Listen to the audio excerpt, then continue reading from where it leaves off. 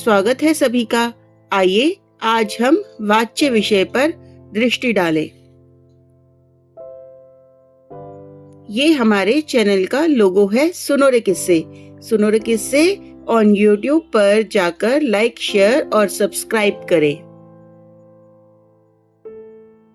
आने वाले नए विषयों के लिए सुनो रे किस्सा चैनल को कृपया लाइक, शेयर और सब्सक्राइब करें।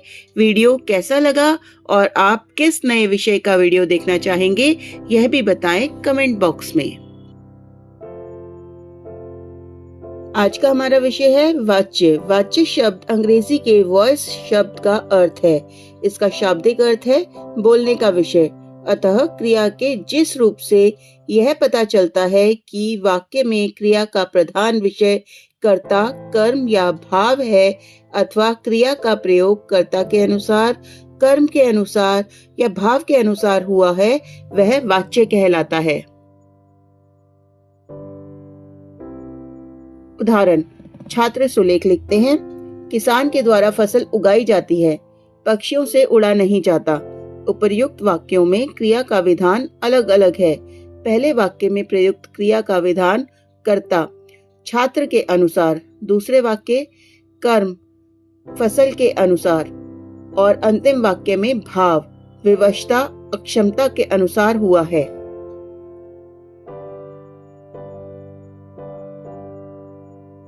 वाच्य के भेद।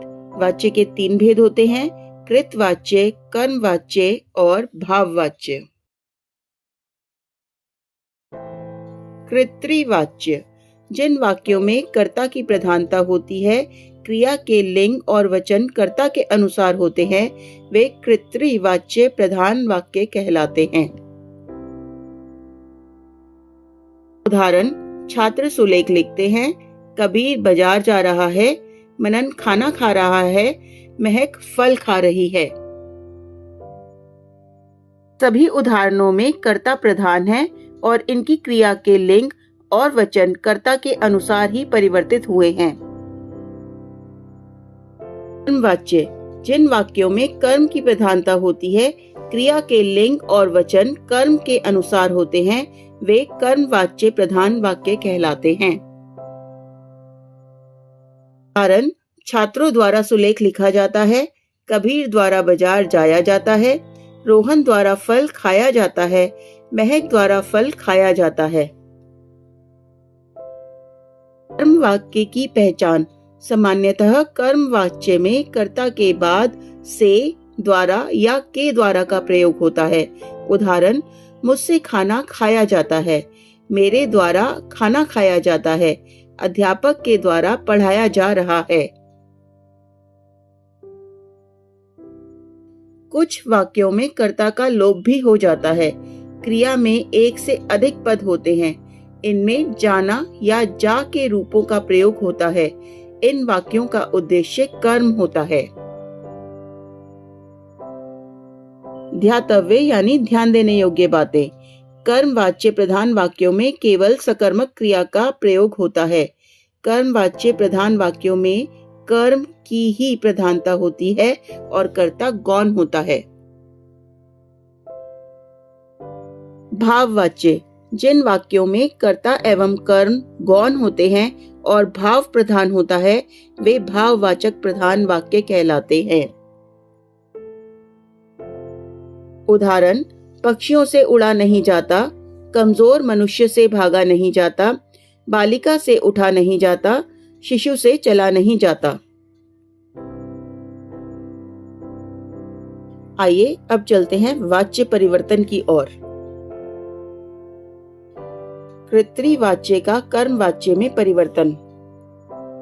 कृतवाच्य से कर्मवाच्य बनाते समय कर्ता के साथ से या के द्वारा जोड़ा जाता है। उदाहरण, माँ ने खाना खाया, माँ के द्वारा खाना खाया गया। दूसरा उदाहरण, माली ने पौधों को पानी दिया, यह कृतवाच्य है। माली के द्वारा पौधों को पानी दिया गया, यह कर्मवाच्य है। यदि कर्म के साथ कोई विभक्ति लगी होती है तो उसे भी हटाया जाता है। उदाहरण, राधा ने पुस्तक को पढ़ा, राधा के द्वारा पुस्तक पढ़ी गई। दूसरा उदाहरण, मालती ने घर को साफ किया। मालती के द्वारा घर साफ किया गया।